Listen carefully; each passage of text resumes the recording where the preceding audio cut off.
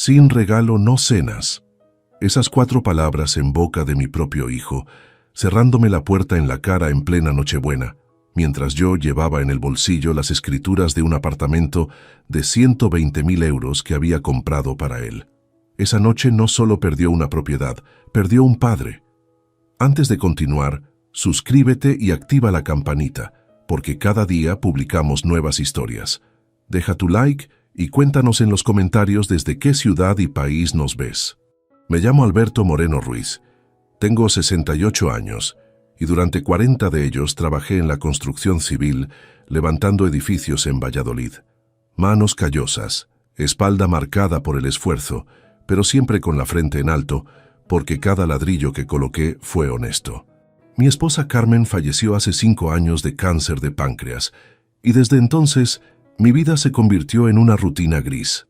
Despertar, tomar café solo, caminar por la casa vacía, esperar llamadas de mi hijo David, que cada vez eran más escasas y siempre pedían algo.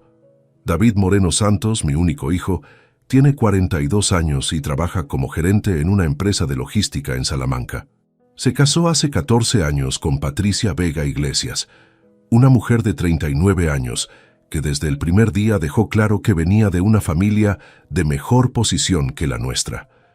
Me dieron 2 nietos maravillosos, Lucas de 14 años y Sofía de 11, que son la luz de mis ojos aunque los veo cada vez menos. Los últimos 5 años después de quedar viudo fueron extraños. David y Patricia comenzaron a verme diferente, como si mi soledad fuera una debilidad que podían explotar. Las visitas se volvieron transaccionales. Papá, necesitamos ayuda con la entrada de la escuela de los niños. Papá, el coche se averió y no tenemos liquidez este mes. Papá, ¿podrías prestarnos para las vacaciones que prometimos a los niños? Siempre di sin pedir nada a cambio, porque pensaba que así funcionaban las familias, pero este año decidí hacer algo diferente. En mayo de 2024, durante una de esas noches insomnes que se volvieron mi rutina, me senté en la mesa de la cocina con todos mis extractos bancarios. Había ahorrado 400.000 euros a lo largo de mi vida. La casa donde vivía en Valladolid valía 280.000 y tenía 120.000 en ahorros líquidos. Carmen y yo nunca tuvimos lujos, pero fuimos disciplinados. Esa noche tomé una decisión. Quería hacer algo significativo por David y su familia. Algo que les demostrara que aunque había enviudado y envejecido, seguía siendo un padre presente y generoso. Comencé a buscar propiedades en Salamanca, cerca de donde vivían. Quería que tuvieran su propio hogar, que dejaran de alquilar ese departamento pequeño donde se quejaban constantemente de falta de espacio. En junio encontré el apartamento perfecto, 3 habitaciones, 2 baños, en un edificio moderno del barrio de San Bernardo. 120.000 euros. Era exactamente todo mi ahorro líquido, pero la idea de ver sus caras cuando les entregara las escrituras en Navidad me llenaba de ilusión. Contraté al doctor Javier Román Castro, mi abogado de confianza desde hace 30 años, y le pedí absoluta discreción. Los meses siguientes fueron una mezcla de emoción y secretismo. En julio hice la oferta, en agosto firmé el precontrato, en octubre cerramos la compra y las escrituras quedaron a mi nombre temporalmente. El plan era transferirlas a David el 25 de diciembre durante la cena navideña, delante de toda la familia. Imaginaba su sorpresa, las lágrimas de Patricia, los abrazos de los nietos. Imaginaba que finalmente me verían como algo más que un viejo que solo servía para resolver emergencias financieras. Durante esos meses, David y Patricia siguieron con su actitud distante. Las llamadas eran cada vez más frías, más protocólicas. En septiembre, cuando sugerí visitarlos un fin de semana, Patricia dijo que estaban muy ocupados con actividades de los niños. En noviembre, cuando propuse llevar a mis nietos al cine, David respondió con un escueto: «Mejor otro día, papá», que nunca llegó. Pero yo seguía adelante con mi plan navideño, convencido de que todo cambiaría cuando vieran mi gesto. Mandé a hacer un sobre dorado especial donde guardé las escrituras. Lo revisaba cada noche, imaginando el momento perfecto de la revelación. Llegó la Nochebuena del 24 de diciembre de 2024. Me arreglé con mi mejor traje gris, el mismo que usé en la boda de David. Me puse colonia, me peiné cuidadosamente lo que me queda de cabello. El sobre dorado con las escrituras lo guardé en el bolsillo interior de mi chaqueta, justo sobre el corazón. Decidí no llevar ningún paquete envuelto porque quería que el momento fuera más íntimo, más significativo. Las escrituras no necesitaban moño. Conduje los 90 kilómetros de Valladolid a Salamanca con una mezcla de nerviosismo y alegría. Era la primera Navidad desde la muerte de Carmen en que sentía verdadera ilusión. La radio transmitía villancicos y yo incluso canturreé algunos. Imaginaba la escena una y otra vez, todos sentados a la mesa, yo levantándome para hacer un brindis, sacando el sobre dorado y entregándoselo a David mientras decía algo emotivo sobre familia y segundas oportunidades. Llegué a su edificio a las 8:30 de la noche. Desde el estacionamiento podía ver las luces navideñas en su ventana del tercer piso. Subí las escaleras despacio, ajustando mi corbata, verificando que el sobre seguía en su lugar. Toqué el timbre con una sonrisa en el rostro. David abrió la puerta.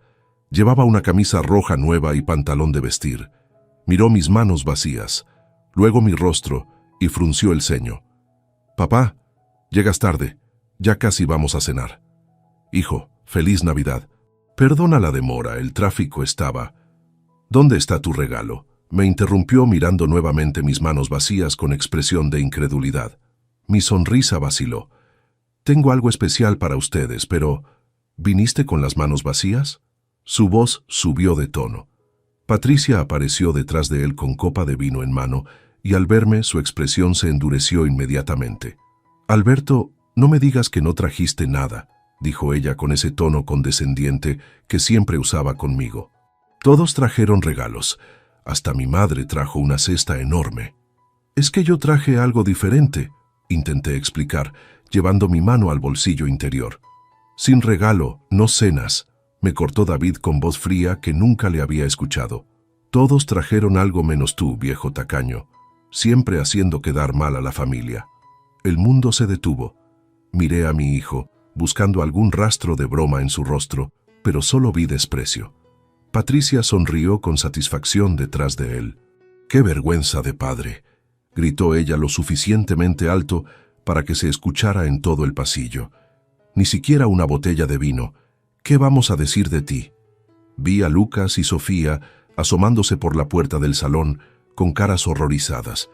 Intenté sonreírles, pero David dio un paso adelante bloqueando mi vista. «Vete a casa, papá. Cuando aprendas lo que es consideración y generosidad, serás bienvenido». Y cerró la puerta. El sonido del pestillo fue lo último que escuché antes de quedarme solo en ese pasillo, con luces navideñas parpadeantes que de repente se sentían como burla. Me quedé parado en ese pasillo durante lo que pareció una eternidad.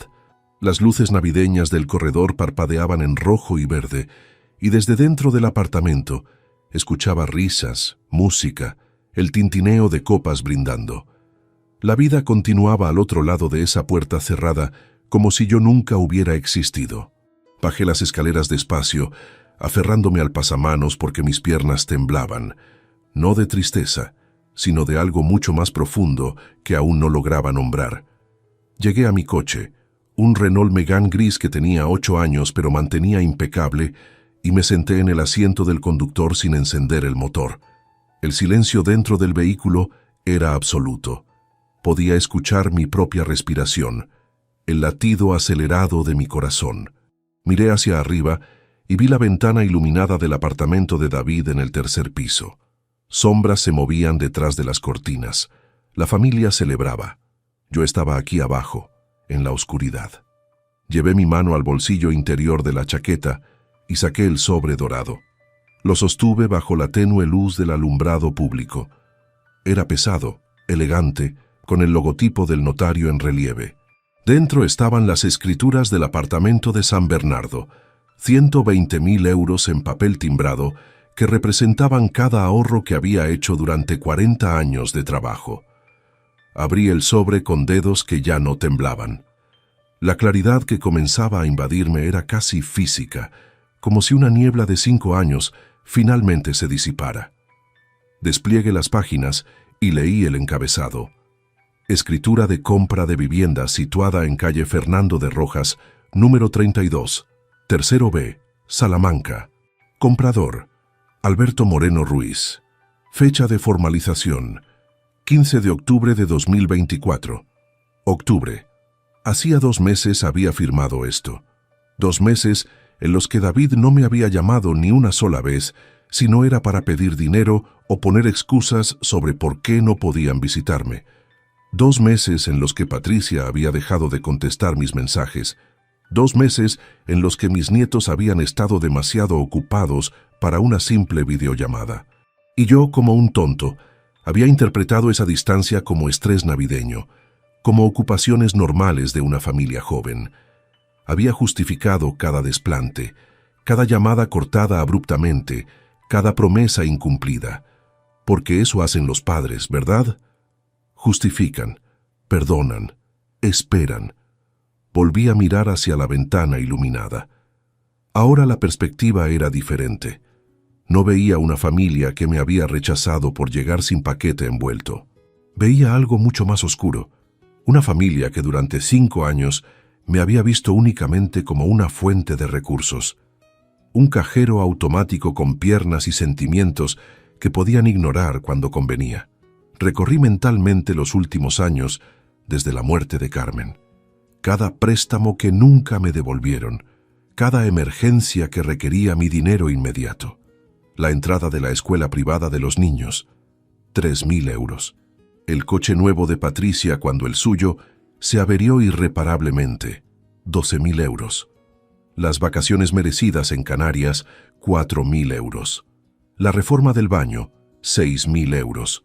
Sumaba 25.000 euros en 3 años que di sin cuestionar, porque pensaba que así se construía la unidad familiar. Pero nunca hubo unidad, hubo extracción. La verdad golpeó como un puñetazo en el estómago. Mi hijo no me respetaba. Mi nuera me despreciaba abiertamente. Y yo había sido tan patéticamente necesitado de afecto después de perder a Carmen que había confundido dependencia financiera con amor filial.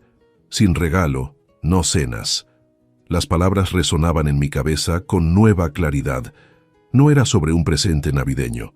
Era sobre su percepción de mí. El viejo tacaño que debía pagar peaje para merecer un lugar en su mesa. El abuelo que solo valía por lo que traía en las manos. El padre reducido a proveedor sin derecho a dignidad. Y lo más doloroso, lo había permitido. Cada vez que di dinero sin preguntar. Cada vez que acepté sus excusas sobre por qué no podían visitarme.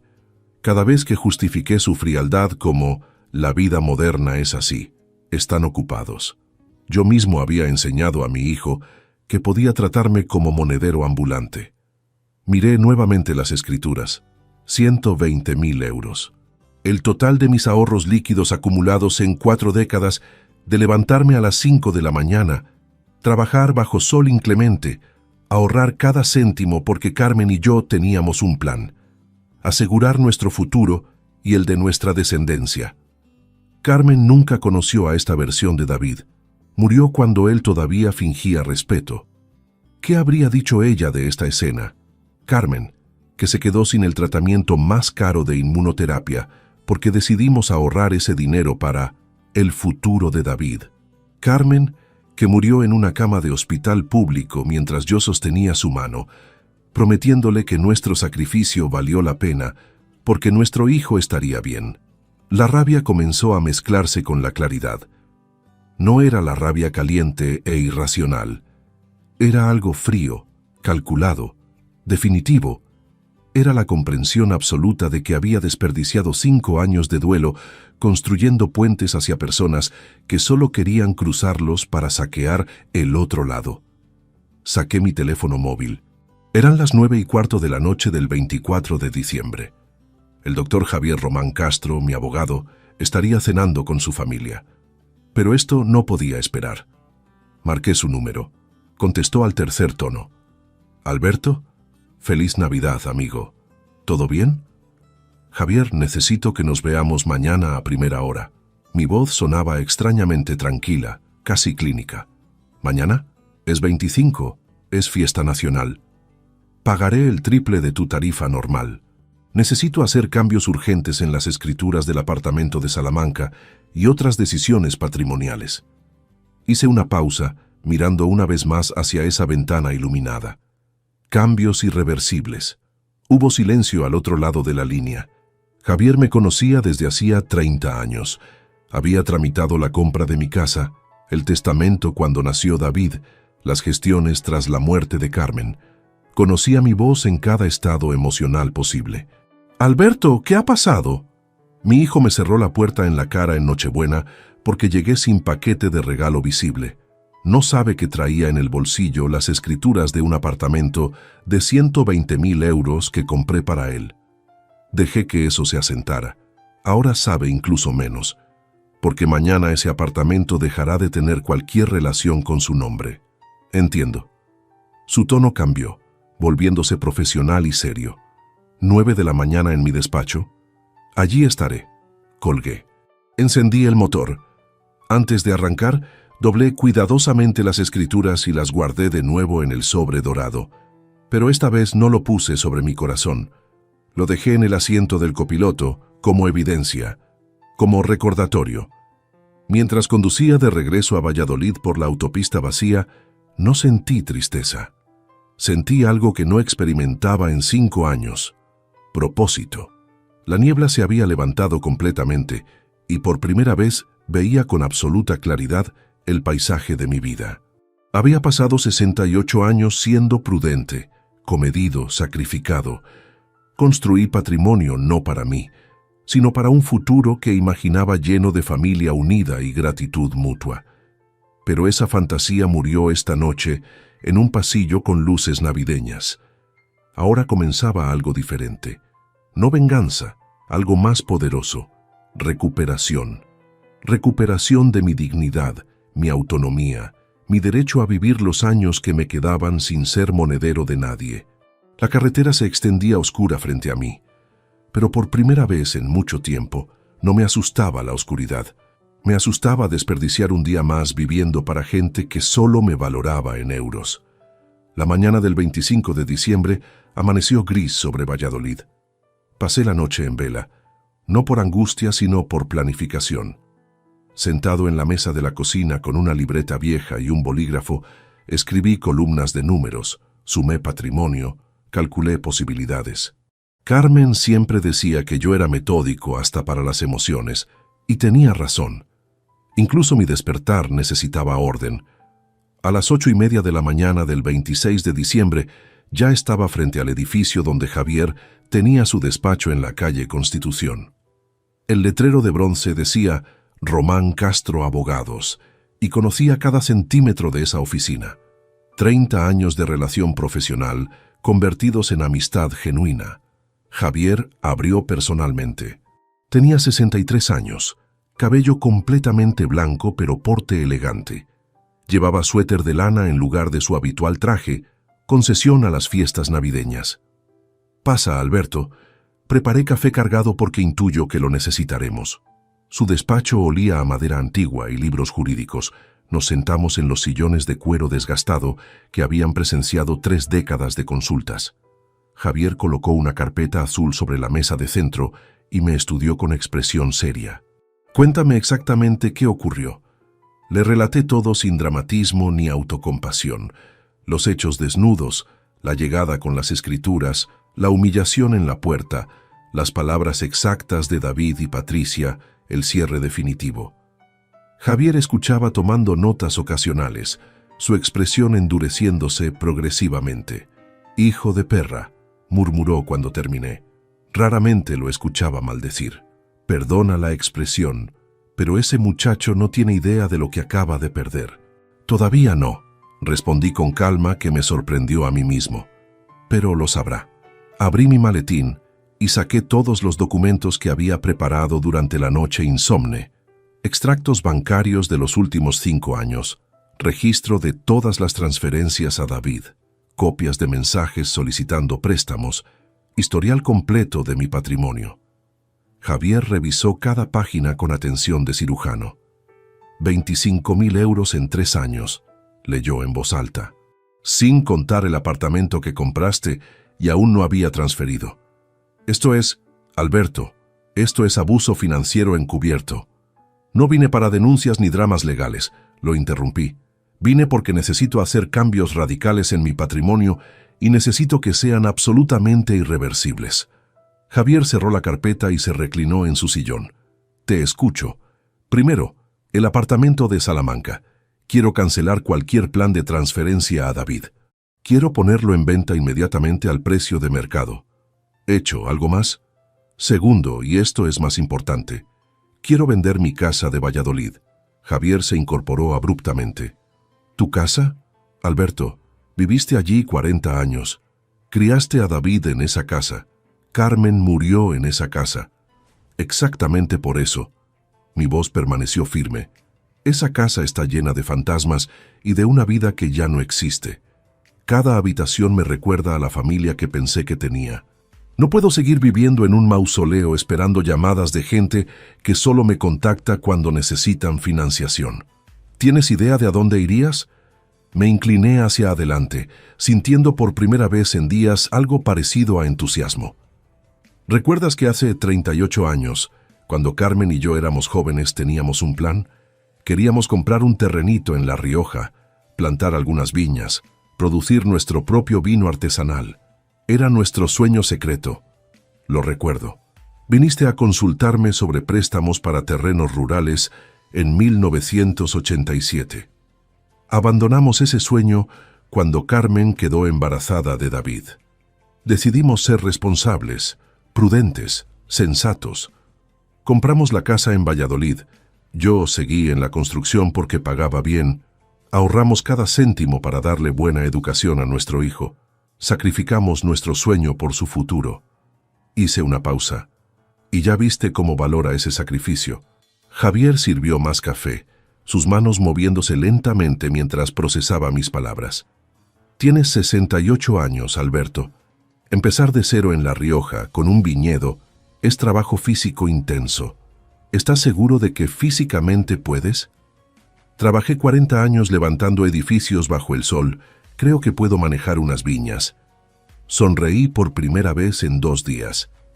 Además, no planeo morir sentado en un sillón esperando que mi hijo recuerde que existo. Prefiero morir con tierra bajo las uñas, haciendo algo que realmente quiero. Es una decisión drástica. Es la primera decisión verdaderamente libre que tomo en 68 años. Me puse de pie y caminé hacia la ventana que daba a la plaza. Pasé toda mi vida siendo prudente, comedido, responsable. Construí patrimonio pensando en legado familiar. Pero el legado no funciona cuando los herederos te ven como obstáculo entre ellos y el dinero. Javier se acercó a mi lado. ¿Y David? ¿Qué harás con él? Nada. Esa es la respuesta. No haré nada contra él ni por él. Simplemente dejaré de existir en su órbita financiera. Las transferencias terminan hoy. Las llamadas pidiendo ayuda serán redirigidas a un contestador automático. El cajero automático con patas que fui durante 5 años oficialmente se jubila. Hay 2 nietos en medio de esto, recordó Javier suavemente. Lucas y Sofía. Sus nombres traían dolor real. He pensado en ellos toda la noche. Por eso necesito tu ayuda para crear fondos educacionales blindados. 50.000 euros para cada uno, depositados en cuentas que solo ellos podrán acceder cuando cumplan 25 años. Ni David ni Patricia podrán tocar ese dinero bajo ninguna circunstancia. Eso es factible. Puedo estructurarlo como fideicomiso educacional con administrador bancario neutral. Perfecto. El resto del dinero de las ventas será para mí, para empezar de nuevo. Javier regresó a su escritorio y comenzó a teclear en su ordenador. Dame números exactos. Casa en Valladolid, ¿cuánto estimamos? El mercado está bien ahora. 280.000 euros es realista. La compré en 1995 por 80.000, pero el barrio se revalorizó. Apartamento en Salamanca ya sabemos, 120.000. Total, 400.000 euros brutos. Javier hizo cálculos rápidos. Menos impuestos de transmisión, notaría, comisiones de agencia. Quedarán aproximadamente 370.000 limpios. 100.000 para los fondos de los nietos. continué. Quedan 270.000 para mí, más que suficiente para comprar propiedad pequeña en La Rioja y tener reserva para vivir cómodamente. ¿Has investigado propiedades allí? Anoche no dormí precisamente. Encontré 3 opciones interesantes en portales inmobiliarios. Casas rurales con terreno para viñedo entre 180 y 230.000. Voy a visitarlas la semana que viene. Javier tecleó en silencio durante varios minutos, creando documentos, enviando correos a contactos. Finalmente giró la pantalla hacia mí. Conozco a un corredor de fincas en Haro que es honesto y conoce cada palmo de La Rioja. Se llama Eduardo Sanz Mora. Le acabo de enviar tus requisitos. Responderá después de fiestas. Algo se aflojó en mi pecho. Gracias, Javier. No me agradezcas todavía. Hay algo que debo preguntarte.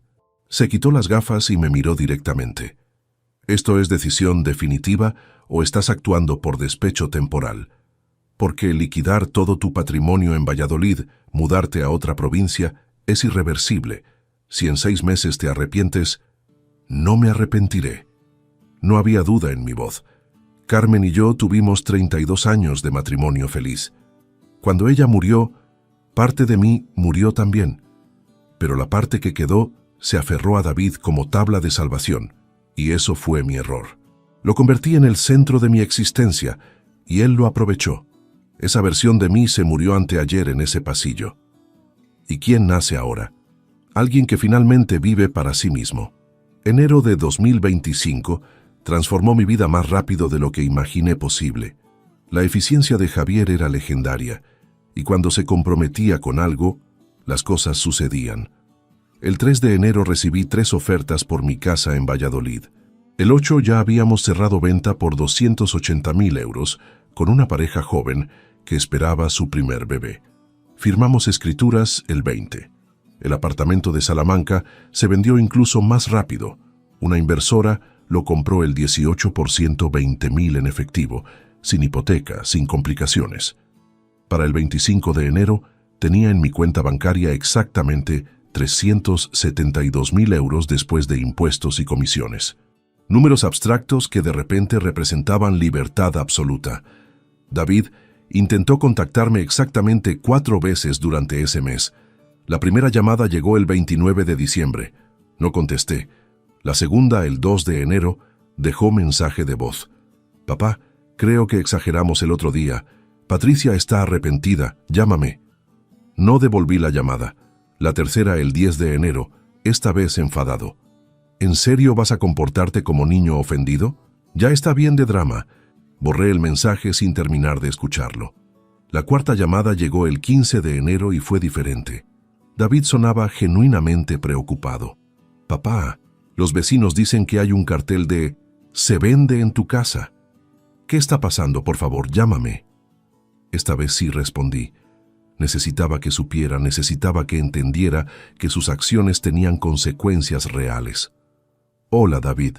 Papá, por fin. ¿Qué es esa locura de vender la casa? ¿Estás bien? ¿Necesitas dinero? La ironía de esa última pregunta casi me hizo reír. Estoy perfectamente bien. Y no necesito dinero. De hecho, acabo de vender ambas propiedades. ¿Ambas? ¿Qué ambas? La casa de Valladolid y un apartamento en Salamanca que compré en octubre. Silencio absoluto al otro lado. Podía escuchar su respiración acelerándose mientras su cerebro procesaba la información. ¿Compraste un apartamento en Salamanca? ¿Cuándo? ¿Por qué no nos dijiste? Lo compré pensando en dártelo como regalo de Navidad. 120.000 euros, 3 habitaciones en San Bernardo, exactamente el tipo de propiedad que tú y Patricia siempre dijeron que necesitaban. Dejé que eso se hundiera. Las escrituras estaban en mi bolsillo cuando llegué a tu casa en Nochebuena, pero como sabes, no pude entrar porque llegué sin paquete visible. El silencio ahora era denso, casi palpable. Cuando David habló nuevamente, su voz temblaba. Papá, yo no sabía, fue un malentendido. No fue malentendido, David. Fue desprecio, y ese desprecio me mostró algo que llevaba 5 años sin querer ver, que para ti y Patricia soy simplemente una fuente de financiación. Nada más. Eso no es cierto, somos familia. Las familias no cierran puertas en las caras. Las familias no gritan sin regalo, no cenas a un padre que viajó 90 kilómetros en Nochebuena. Las familias no llaman tacaño al hombre que les dio 25.000 euros en 3 años sin pedir nada a cambio. Patricia estaba estresada, yo también. Fue error. Los errores se disculpan inmediatamente. Han pasado 3 semanas. Solo me buscaste cuando los vecinos te dijeron que vendí la casa. Mantuve mi tono tranquilo, factual. He tomado decisiones sobre mi vida y mi patrimonio. Decisiones que no requieren tu aprobación ni tu opinión. ¿Qué tipo de decisiones? Ahora había pánico en su voz. Eso ya no es asunto tuyo, hijo, cuídate. Colgué antes de que pudiera responder. Apagué el móvil durante 2 días completos porque sabía que intentaría llamar obsesivamente. Tenía razón. Cuando lo encendí nuevamente había 17 llamadas perdidas y 11 mensajes cada vez más desesperados. Los ignoré todos. Tenía cosas más importantes que hacer. El 27 de enero conduje hasta Haro por primera vez en casi 40 años. La Rioja en invierno tiene belleza austera. Viñedos desnudos esperando la primavera, cielo gris sobre colinas ondulantes, pueblos de piedra aferrados a la tradición. Había olvidado cómo este paisaje me hacía sentir vivo. Eduardo Sanz Mora, el corredor que Javier me recomendó, resultó ser hombre de 50 y tantos años, con rostro curtido por el sol y conocimiento enciclopédico de cada finca en la región. Nos encontramos en una cafetería del centro de Haro que olía a pan recién horneado y café expreso. Don Alberto, es un placer. Su abogado me explicó que busca propiedad con terreno para viñedo. ¿Tiene experiencia previa en viticultura? Ninguna profesional, admití, pero es algo que mi esposa y yo soñábamos hacer cuando éramos jóvenes. Ahora tengo tiempo y recursos para intentarlo. Eduardo sonrió con genuina calidez. La honestidad es buen comienzo. Tengo 3 propiedades que podrían interesarle. Una requiere mucha inversión en reparaciones, otra está muy aislada, pero la tercera... Sus ojos brillaron. La tercera creo que es exactamente lo que necesita. Condujimos 15 minutos fuera de Haro, hasta camino rural bordeado de viñedos dormidos. Eduardo giró en un camino de grava y allí estaba. Casa de piedra de 2 plantas con tejado de tejas rojas, rodeada de media hectárea de viñas podadas esperando la primavera. Montañas al fondo, silencio absoluto excepto por el viento. 210.000 euros, anunció Eduardo. La casa necesita algunas renovaciones cosméticas, pero estructura es sólida. El viñedo tiene 25 años, bien cuidado, produce uvas tempranillo de calidad. El dueño anterior era viticultor jubilado que se mudó con su hija a Bilbao. Bajé del coche y caminé entre las filas de viñas desnudas. Toqué las ramas retorcidas, sentí la tierra rojiza bajo mis zapatos. Algo dentro de mí, algo que había estado dormido durante décadas, despertó violentamente. ¿Cuántas botellas produce al año?, pregunté. Con buen manejo, entre 1.500 y 2.000 botellas de vino artesanal. No es gran negocio, pero suficiente para vivir modestamente si se complementa con otros ingresos. No necesito hacerme rico, murmuré. Ya soy rico, solo necesito ser feliz. Estaba examinando la casa cuando escuché voz detrás de mí. ¿Estás pensando en comprar la finca de Julián? Me giré y vi a hombre mayor, 70 y tantos años, con manos callosas y ojos brillantes. Llevaba botas de trabajo y chaqueta gruesa de lana. Eduardo, este es Tomás Rubio Medina, presentó el corredor. Propietario del viñedo vecino y probablemente el mejor vinicultor artesanal de la región. Tomás me extendió la mano con fuerza sorprendente. No dejes que Eduardo exagere. Pero sí, conozco estas tierras desde hace 50 años. ¿Primera vez con viñedo? Completamente primera vez. Tengo 68 años y nunca hice esto antes. Perfecto. Tomás sonrió ampliamente. Los mejores vinicultores empiezan sin ideas preconcebidas. ¿Por qué quieres hacer vino? La pregunta me tomó desprevenido por su simplicidad. Porque hace 40 años abandoné este sueño para ser responsable. Ahora quiero saber cómo habría sido mi vida si hubiera sido valiente. Tomás me estudió largo rato. Luego asintió lentamente. Esa es buena respuesta. Compra esta finca. Yo te enseño todo lo que sé, no cobro. Solo quiero vecino que ame la tierra como yo. Eduardo sonrió. Tomás hace esta oferta a 1 de cada 100 compradores potenciales. Es buena señal. Entré a la casa. Necesitaba pintura y muebles nuevos, pero los huesos eran buenos. Desde la ventana de la cocina veía las montañas y los viñedos extendiéndose bajo cielo invernal. Me imaginé despertando aquí cada mañana, sin teléfonos pidiendo dinero. Sin culpa por no ser suficiente para hijo ingrato. Solo yo, la tierra, las viñas y el trabajo honesto de mis manos. La compro, dije. ¿Cuándo podemos firmar? Firmé la compra de la finca el 8 de febrero de 2025. 210.000 euros transferidos en una sola operación que convirtió aquel terreno con viñedo en mi nueva realidad. Javier viajó desde Valladolid para acompañarme al notario, y cuando salimos de la oficina con las escrituras en mano, me dio un abrazo que duró más de lo habitual. Carmen estaría orgullosa, susurró. Finalmente estás viviendo. Los primeros días en Haro fueron caóticos pero exhilarantes. Contraté empresa local para pintar la casa completa. Compré muebles básicos pero cómodos en tienda de segunda mano. Tomás apareció cada mañana sin falta, enseñándome nombres de herramientas que nunca había usado, explicándome ciclos de crecimiento de la vid, mostrándome cómo leer la tierra. Las viñas son como hijos, decía mientras podábamos juntos bajo sol de febrero. Les das estructura cuando son jóvenes, las cuidas cuando crecen, pero luego debes dejarlas ser lo que son. No puedes forzarlas a producir lo que tú quieres. Producen lo que la tierra y el clima permiten. La metáfora no me pasó desapercibida. El 15 de febrero, mientras instalaba estantes en la cocina, mi móvil comenzó a vibrar insistentemente. Era David. Llevaba 2 semanas sin contactarlo directamente y sabía que esta conversación era inevitable. Respiré profundo y contesté. «Papá, por fin». Su tono era mezcla extraña de alivio y enfado contenido. «Llevo días intentando localizarte. Necesitamos hablar urgentemente». «Estoy ocupado, David». «¿Qué necesitas?» «¿Qué necesito? Necesito saber por qué vendiste nuestra casa familiar sin consultarme. Los vecinos me llaman diciendo que hay familia nueva viviendo allí». «¿Cómo pudiste hacer eso?» Dejé el taladro sobre la encimera y salí al porche. Las viñas se extendían frente a mí bajo cielo azul infinito. Esa casa era mía, David, no nuestra. La compré con mi dinero en 1995. Tenía todo el derecho de venderla. Pero es donde crecí. Es patrimonio familiar, no puedes simplemente destruir todo sin considerar a tu familia. ¿Mi familia? La palabra sonó hueca en mi boca. ¿La misma familia que me cerró la puerta en Nochebuena porque no llevaba paquete de regalo envuelto?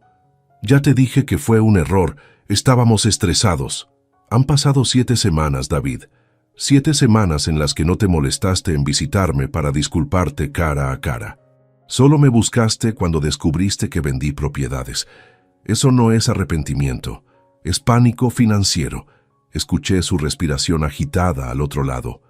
¿Dónde está el dinero de las ventas? Papá, si estás en problemas económicos, podemos ayudarte.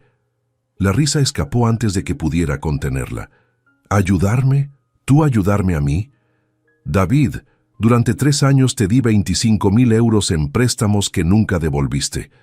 Durante 5 años fui tu solución para cada emergencia financiera inventada. Y aún así tuviste el descaro de llamarme tacaño. No quise decir eso literalmente. Dijiste exactamente eso. Y Patricia gritó que yo era vergüenza de padre, delante de mis nietos. Mi voz se mantuvo firme, clínica. Esas palabras me mostraron cómo realmente me ven. Como banco que debe seguir dando sin esperar respeto a cambio. Estás exagerando todo. Vendí la casa por 280.000 euros. Vendí también un apartamento en Salamanca que compré para ti en octubre por 120.000. Total, 400.000 euros. Dejé que los números se asentaran. Creé fondos educacionales de 50.000 euros para Lucas y Sofía, bloqueados hasta que cumplan 25 años. Ni tú ni Patricia podrán tocar ese dinero. El resto lo invertí en mi propia vida. Silencio absoluto. Cuando David habló nuevamente, su voz era apenas susurro estrangulado. ¿Compraste un apartamento en Salamanca para nosotros? 3 habitaciones. San Bernardo. Exactamente lo que siempre dijiste necesitar. Las escrituras estaban en mi bolsillo aquella noche. Iba a entregártelas durante la cena navideña como sorpresa. Miré hacia las montañas, pero nunca llegué a la cena, ¿verdad? Dios mío. Ahora había quiebre real en su voz. Papá, yo no sabía. Si hubieras sabido, ¿habrías actuado diferente? ¿O simplemente habrías sido más cuidadoso para asegurarte de recibir el regalo antes de insultarme? La pregunta quedó suspendida entre nosotros. Esa es la diferencia, hijo. El respeto no puede ser condicional al valor del regalo. O me respetas siempre o no me respetas nunca. ¿Dónde estás ahora? Su pregunta sonaba derrotada. ¿Dónde invertiste el dinero? Eso ya no es tu preocupación. Tengo 68 años y por primera vez desde que tu madre murió, estoy construyendo vida para mí mismo. No para legado familiar. No para impresionar herederos. Para mí. Soy tu hijo. Tengo derecho a saber qué haces con tu vida. Eres mi hijo. Pero eso no te da derecho sobre mis decisiones. Yo te di vida, educación, oportunidades. Te ayudé económicamente incluso cuando no debía. Pero ese Alberto que vivía para ser necesitado por ti ya no existe. Murió en aquel pasillo en Nochebuena. Esto es ridículo.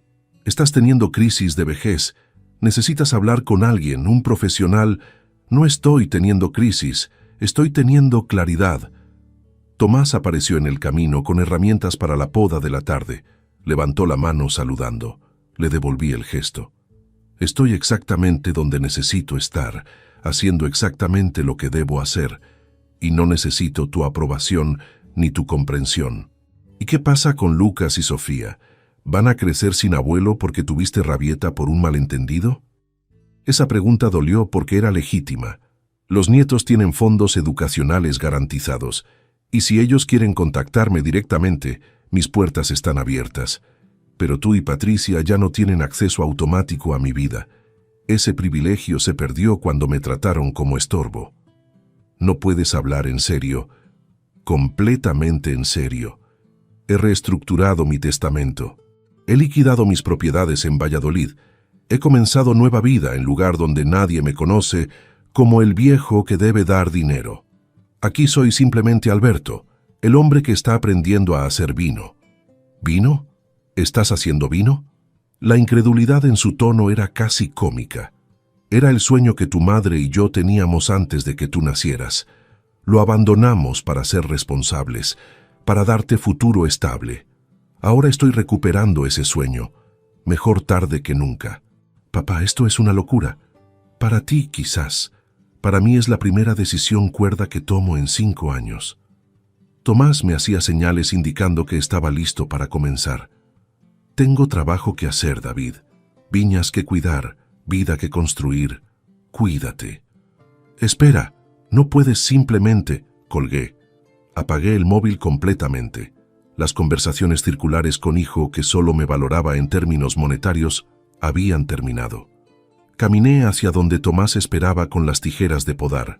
El anciano me observó con expresión sabia. ¿Familia? Ex familia, respondí. Tomás asintió como si entendiera perfectamente. Las viñas son mejor compañía. No piden, solo crecen si las cuidas bien.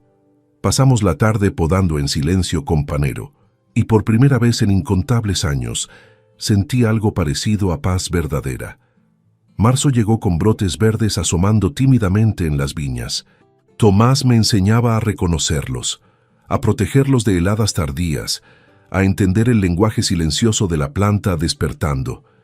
Llevaba 3 semanas en Jaro, y cada músculo de mi cuerpo dolía de manera satisfactoria. Era dolor de trabajo real, no de vejez ociosa. La mañana del 12 de marzo estaba reparando el cercado perimetral cuando escuché motor de coche subiendo por el camino de grava. Extraño, porque nadie me visitaba excepto Tomás, y él siempre venía caminando desde su finca vecina. Me incorporé limpiándome las manos en el pantalón de trabajo y vi BMW negro detenerse frente a mi casa. Patricia bajó del asiento del pasajero con expresión de furia contenida. Llevaba traje sastre gris que desentonaba completamente con el entorno rural. Del asiento del conductor bajó hombre de unos 50 años con maletín de cuero, aspecto de abogado escrito en cada centímetro de su postura rígida. «Alberto Moreno Ruiz, supongo», dijo el hombre sin saludar siquiera. «Soy Ignacio Blanco Torres, abogado de la familia Moreno Santos. Necesitamos hablar urgentemente sobre asuntos patrimoniales». Patricia cruzó los brazos, mirándome con desprecio que ya no me afectaba. «Así que aquí es donde te escondes, en medio de la nada, jugando a ser granjero». «Buenos días, Patricia». Mantuve mi tono educado, casi aburrido. «No sabía que vendrías. Si hubiera sabido, habría preparado café». «No estamos aquí para cortesías», interrumpió Blanco Torres.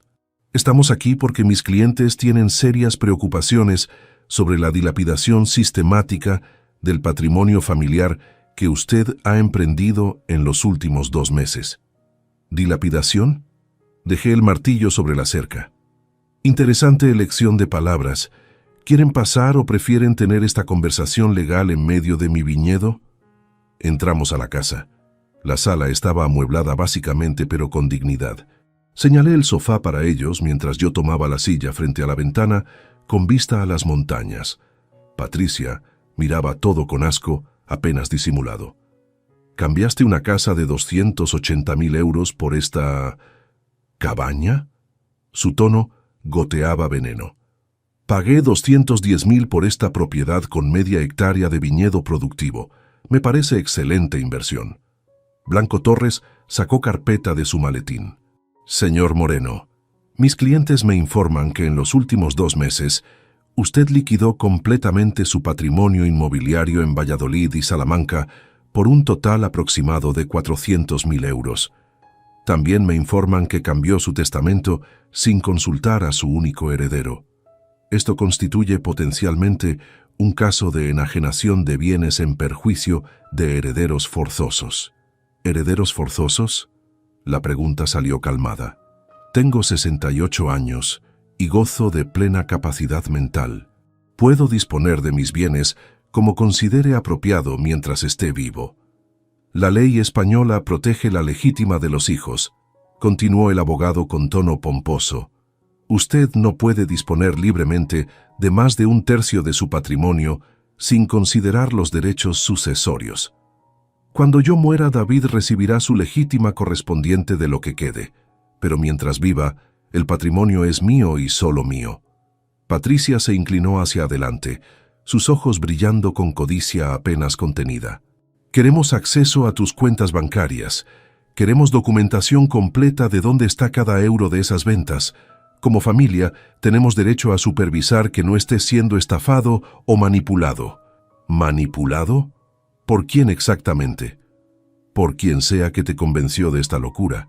Mudarte aquí, comprar viñedo cuando nunca trabajaste el campo. Es obvio que alguien se está aprovechando de un viudo vulnerable. La acusación era tan absurda que casi resultaba graciosa. Nadie me manipuló.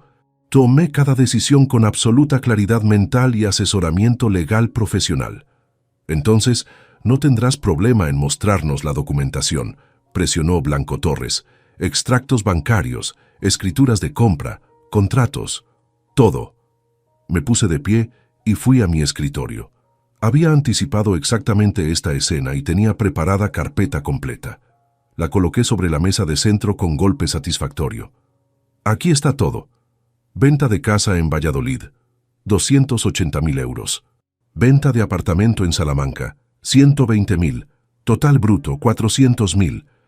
Después de impuestos, notaría, comisiones, 372.000 euros netos depositados en mi cuenta el 26 de enero. Abrí la carpeta mostrando cada documento. Patricia los revisaba con manos temblorosas, mientras Blanco Torres tomaba notas. Compra de esta finca, 210.000 euros, pagados el 8 de febrero. Aquí están las escrituras completamente legales, registradas en el registro de la propiedad de Logroño. Pasé a la siguiente sección. Creación de 2 fideicomisos educacionales, 50.000 euros cada uno, total 100.000, Uno para Lucas Moreno Vega, otro para Sofía Moreno Vega. Administrados por Banco Santander, bloqueados hasta que cada beneficiario cumpla 25 años. Ni los padres ni nadie más puede acceder a esos fondos. Patricia palideció. Diste 100.000 euros a los niños, pero nos excluiste completamente de la gestión. Los fondos son para educación de Lucas y Sofía, para universidades, estudios, formación profesional, no para que ustedes los usen en vacaciones o coches nuevos. Eso es control manipulador, comenzó ella. Eso es garantizar que mis nietos tengan oportunidades independientemente de las decisiones financieras de sus padres. Mi tono permaneció glacial. Continuó.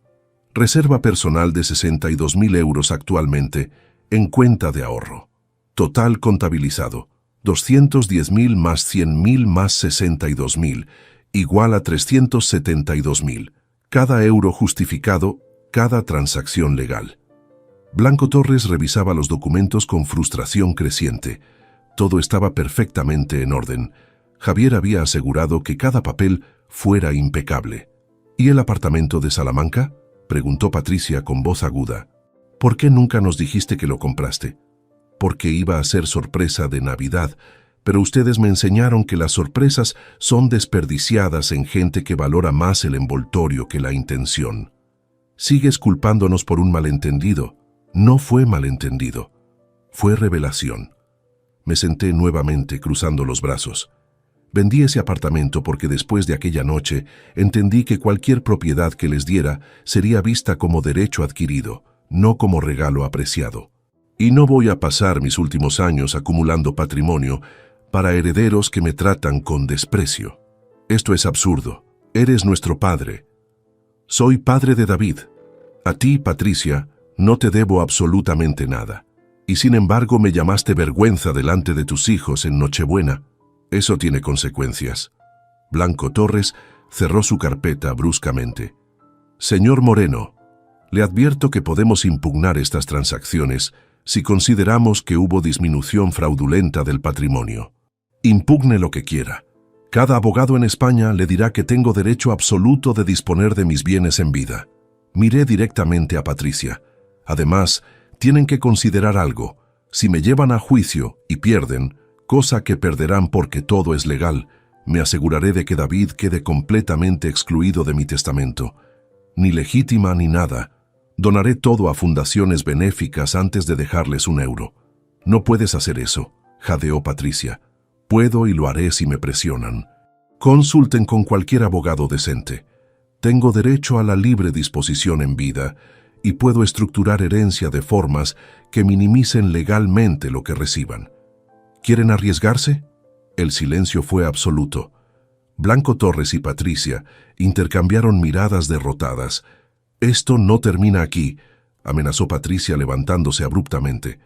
Para mí ya terminó en Nochebuena. Ustedes simplemente están atrasados en aceptarlo. Los acompañé hasta el BMW. Antes de subir, Patricia se giró con últimos vestigios de veneno en su voz. Vas a morir solo, viejo amargado. Prefiero morir solo con dignidad que rodeado de buitres esperando herencia. Se fueron en nube de polvo. Tomás apareció desde su finca.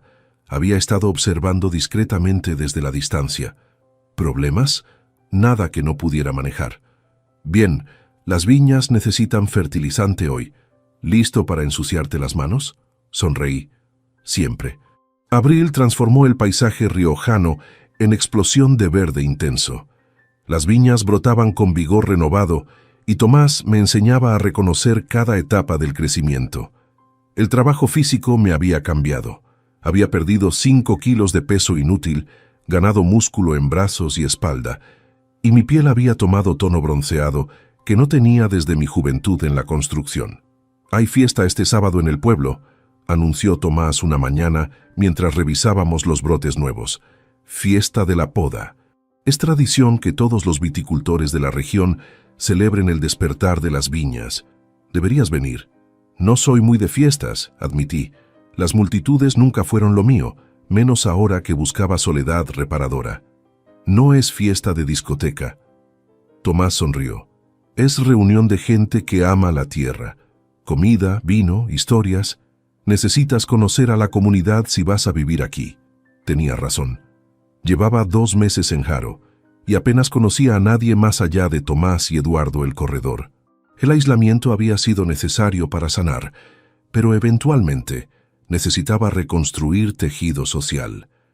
El sábado 20 de abril me puse camisa limpia y conduje hasta la plaza principal de Haro. La celebración ya estaba en marcha. Mesas largas repletas de embutidos, quesos, panes artesanales, decenas de botellas de vino local. Música tradicional riojana sonaba desde altavoces mientras grupos de personas conversaban animadamente.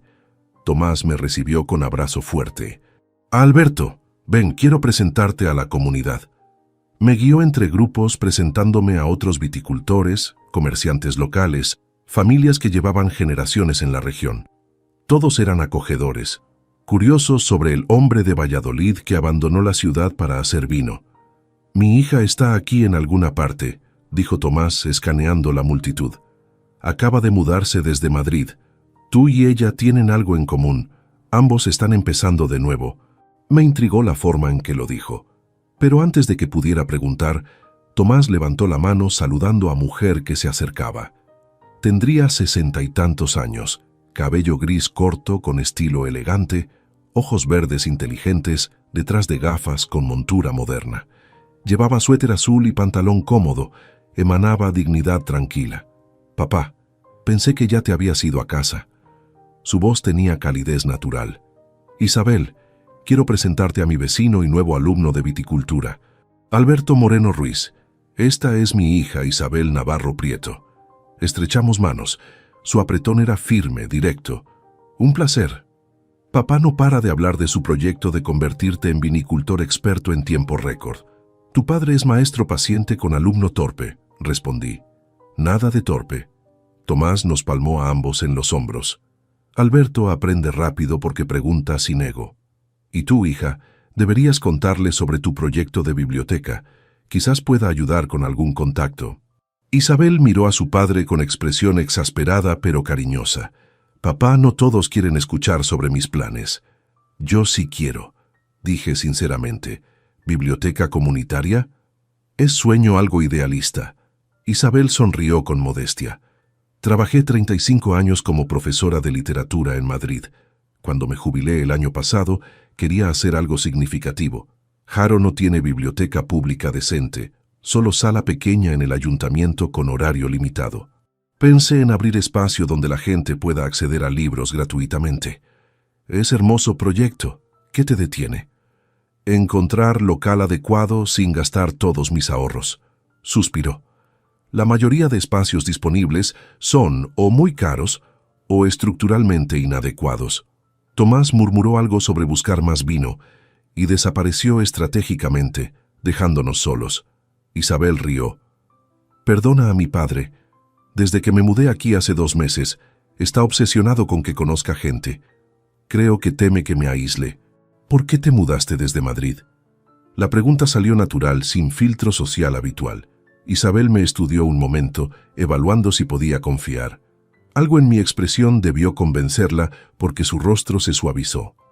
«Porque mi hija, mi única hija, decidió que el terreno familiar que heredé de mi madre valía más como inversión inmobiliaria que como legado emocional». Su voz era calmada, pero había dolor antiguo debajo. «Quería que vendiéramos para especulación. Cuando me negué me acusó de egoísta, anticuada, obstáculo para su progreso financiero. El paralelo con mi propia historia me golpeó físicamente. Entiendo eso más de lo que imaginas». «¿Sí?» Había curiosidad genuina en sus ojos. Le conté una versión condensada: la humillación en Nochebuena, el apartamento en el bolsillo, la decisión de liquidar todo y empezar de nuevo. Isabel escuchaba sin interrumpir, asintiendo ocasionalmente con comprensión que solo viene de experiencia similar. 120.000 euros en tu bolsillo y te llamaron tacaño, murmuró cuando terminé. Los hijos a veces olvidan que los padres son humanos con sentimientos. O nunca lo aprenden porque los padres permitimos demasiado. Exacto. Isabel tomó sorbo de vino. Yo di a mi hija todo: educación privada, máster en negocios, ayuda con entrada de su piso.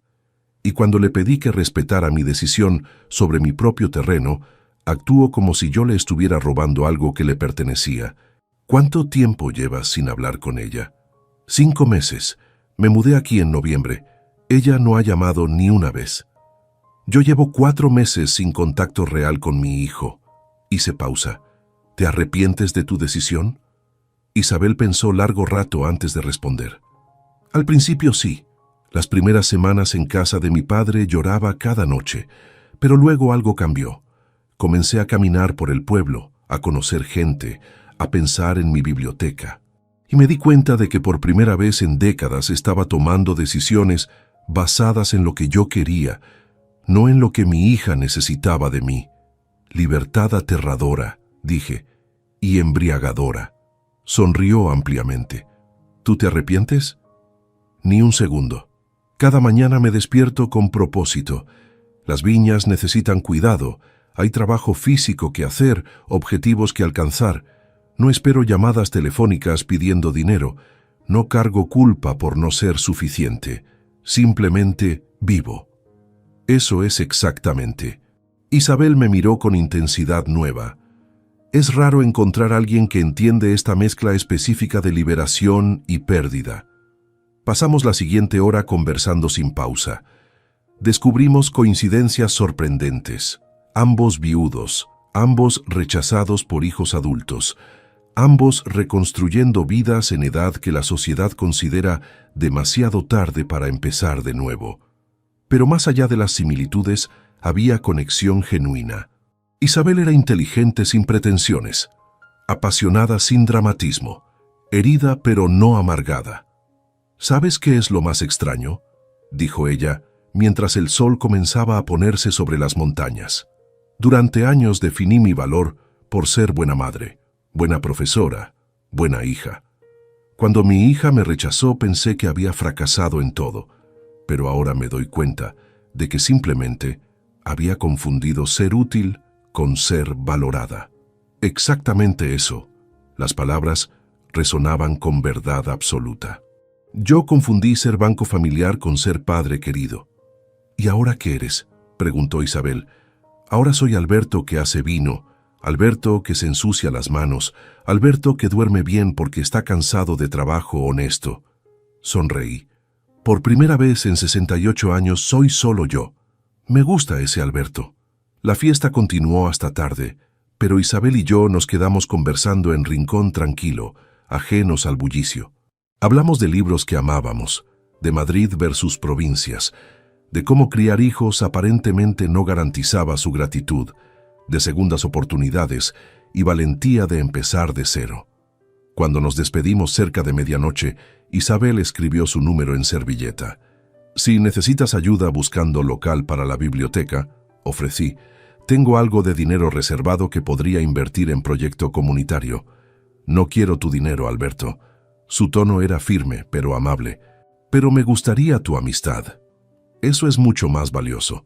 Conduje de regreso a mi finca, sintiendo algo que no experimentaba desde antes de que Carmen enfermara. Esperanza no en futuro hipotético, sino en presente vivido plenamente. No estaba reconstruyendo. Estaba construyendo por primera vez algo auténticamente mío. Junio llegó con calor que hacía vibrar el aire sobre los viñedos. Las uvas comenzaban a formarse en racimos pequeños, promesa de vendimia futura. Isabel y yo nos habíamos vuelto inseparables en esos 2 meses. Ella me ayudaba con papeleo administrativo de la finca. Yo la acompañaba a visitar locales potenciales para su biblioteca. No era romance, todavía no, pero había intimidad emocional que ninguno de los dos se apresuraba a definir. La tarde del 14 de junio, estaba reparando sistema de riego cuando escuché vehículo desconocido subiendo por el camino. Me tensé inmediatamente.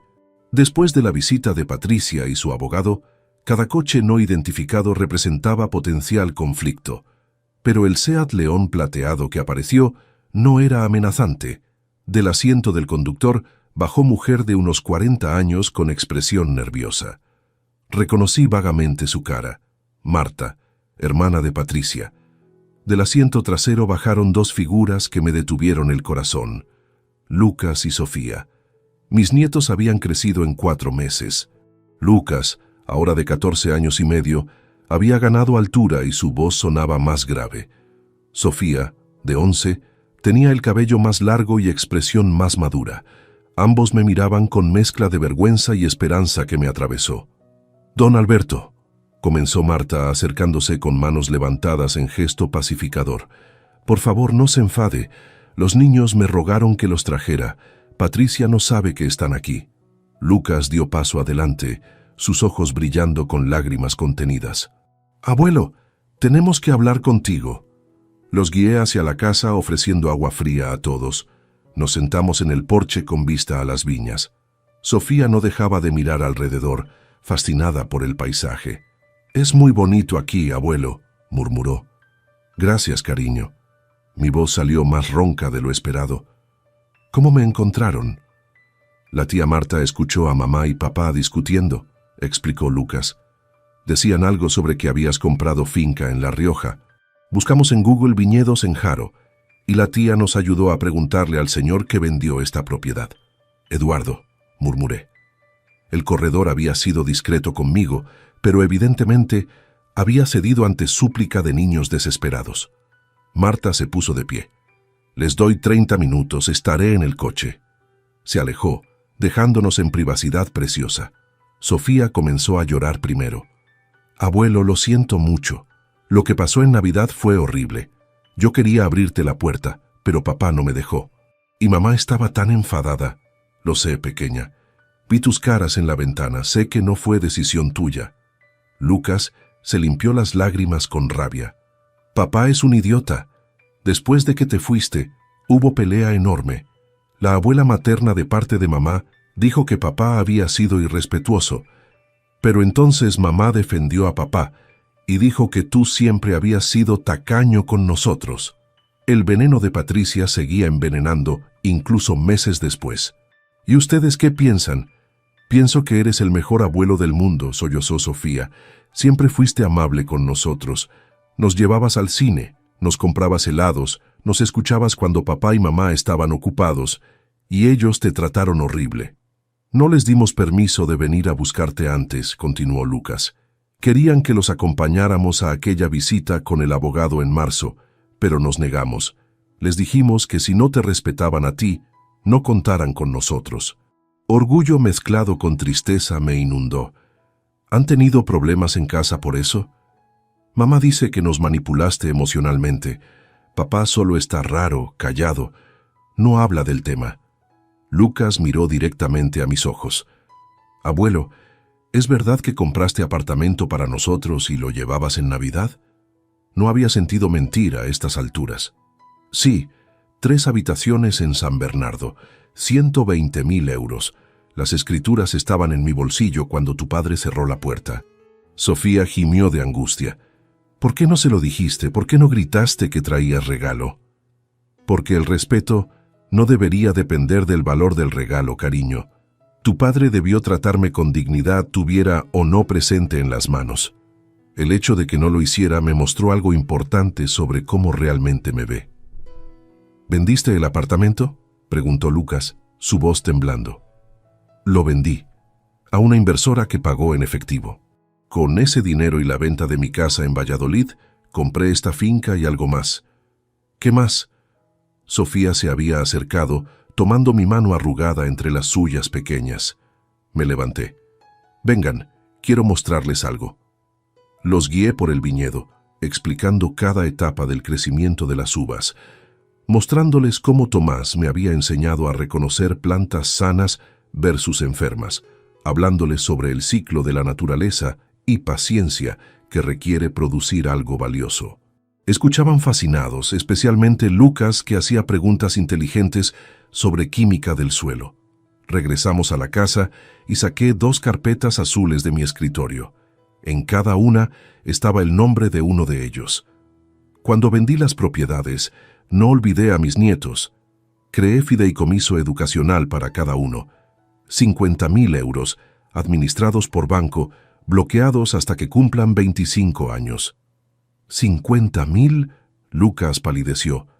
«Abuelo, eso es fortuna». «Es garantía. Para universidad, máster, formación profesional, lo que elijan estudiar. Ni sus padres ni nadie más puede tocar ese dinero. Es exclusivamente de ustedes, para su futuro educativo. Sofía me abrazó con fuerza que casi me tumba.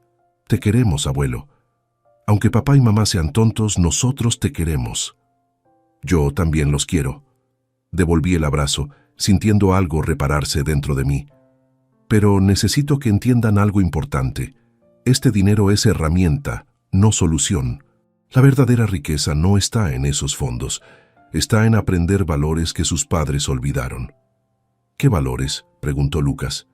Que la dignidad no tiene precio, que el respeto no se compra, que puedes perder todo materialmente y aún así ser rico si tienes integridad.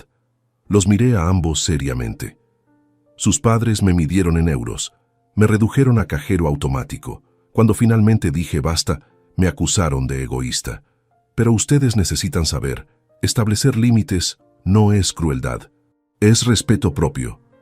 Por eso te fuiste. Sofía tenía lágrimas en los ojos. Por respeto propio. Me fui porque me quedé sin respeto para dar y necesitaba recuperar el mío.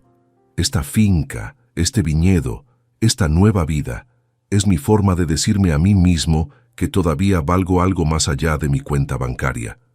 Lucas se sentó en el escalón del porche, procesando. ¿Vas a perdonar a papá algún día? La pregunta que había evitado responder incluso a mí mismo. Ya lo perdoné, Lucas. Perdonarlo no significa que lo que hizo esté bien. Significa que no voy a cargar ese veneno en mi corazón, pero perdonar tampoco significa volver. Significa seguir adelante sin él. ¿Nunca vas a hablarle otra vez? No lo sé. Quizás algún día, si él cambia genuinamente. Pero ese cambio tiene que venir de él, no de mí rogando ser tratado con dignidad básica. Sofía se acurrucó junto a mí. ¿Podemos visitarte, aunque mamá y papá no quieran? Siempre. Esta puerta está abierta para ustedes. Pero cuando sean mayores, cuando puedan venir solos, no quiero causarles problemas en casa. Ya tenemos problemas, murmuró Lucas. La casa está tensa todo el tiempo. Papá bebe más. Mamá culpa a todos menos a ella misma. Es miserable. Lo siento por ustedes, de verdad. Y lo decía sinceramente. Pero no puedo arreglar su familia. Solo puedo enseñarles, con mi ejemplo, que nunca es tarde para elegir dignidad sobre comodidad. Los 30 minutos se convirtieron en hora. Cuando finalmente Marta tocó claxon suavemente, los tres sabíamos que algo importante había sanado. Los abracé en la despedida. Estudien duro, sean buenos con ustedes mismos y recuerden, el dinero en esos fondos es solo papel. El verdadero regalo es saber que tienen abuelo, que los respeta suficiente para dejarles elegir su propio camino. Mientras el coche desaparecía por el camino, Tomás apareció desde su finca. ¿Familia? Los únicos que importan. Agosto transformó La Rioja en paleta de dorados y verdes profundos. Las uvas maduraban bajo sol inclemente, acumulando azúcar que eventualmente se convertiría en alcohol. Tomás predecía cosecha excelente si el clima cooperaba hasta septiembre. Isabel y yo habíamos desarrollado rutina cómoda, que trascendía amistad sin forzar definiciones. Desayunábamos juntos los domingos, compartíamos lecturas en las tardes, trabajábamos lado a lado preparando el local que finalmente había encontrado para su biblioteca, antigua panadería en la calle principal de Haro, con estructura sólida y espacio amplio. Necesito 22.000 euros para reformas completas. Había calculado Isabel una noche de julio mientras revisábamos presupuestos. Tengo 12.000 de mis ahorros, pero el resto... Yo pongo 10.000, ofrecí sin dudar. Alberto, no puedo aceptar. No es caridad. Es inversión en proyecto que beneficia a comunidad donde ahora vivo. Además, sonreí. Carmen habría adorado esta idea. Ella leía 2 libros por semana. Diría que una biblioteca es mejor legado que apartamento para hijo ingrato. Isabel había aceptado finalmente, y pasamos julio supervisando reformas. Pintar paredes de blanco luminoso, instalar estanterías de madera reciclada, crear rincón de lectura infantil con alfombras suaves, colocar mesas de estudio para estudiantes. El 5 de agosto inauguramos oficialmente Biblioteca Comunitaria Valle del Ebro, con ceremonia modesta pero emotiva donde medio pueblo apareció. Ver el espacio lleno de gente hojeando libros donados, niños descubriendo cuentos ilustrados, ancianos encontrando novelas olvidadas, me llenó de satisfacción que ningún extracto bancario había proporcionado jamás. Isabel brillaba organizando todo, explicando el sistema de préstamos basado en honor, agradeciendo a voluntarios. «Esto es por lo que vale la pena vivir», me susurró mientras observábamos la escena. Construcción, no acumulación. Esa noche cenamos en mi porche, celebrando con vino local y queso manchego. La conversación derivó naturalmente hacia terreno que habíamos evitado, nuestros sentimientos mutuos. «No busco reemplazar a Carmen», dije finalmente. 32 años con ella fueron regalo que muchos nunca reciben. Y yo no busco replicar lo que tuve con Andrés.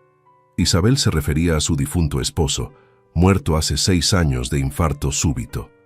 Pero quizás a nuestra edad, el amor es diferente. Menos fuego, más luz constante. Me gusta esa metáfora. A mí me gustas tú.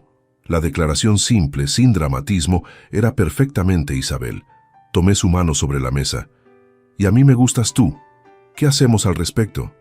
Seguir como vamos, sin prisas, sin expectativas imposibles. Solo 2 personas que se eligieron mutuamente después de que sus familias los descartaran. Suena perfecto. El 18 de agosto, esa paz cuidadosamente construida se rompió. Estaba podando viñas junto a Tomás cuando escuché motor subiendo agresivamente por el camino. Esta vez reconocí el vehículo inmediatamente. El Audi negro de David. Mi estómago se tensó, pero mantuve las manos firmes en las tijeras de podar. David bajó del coche como tormenta contenida. Había perdido peso, tenía ojeras pronunciadas. Su ropa arrugada sugería descuido inusual en él, pero lo que más me impactó fue su expresión. No era furia, era devastación. «Papá». Su voz se quebró en esa única palabra. Tomás me miró interrogante. Asentí levemente indicando que podía manejar esto.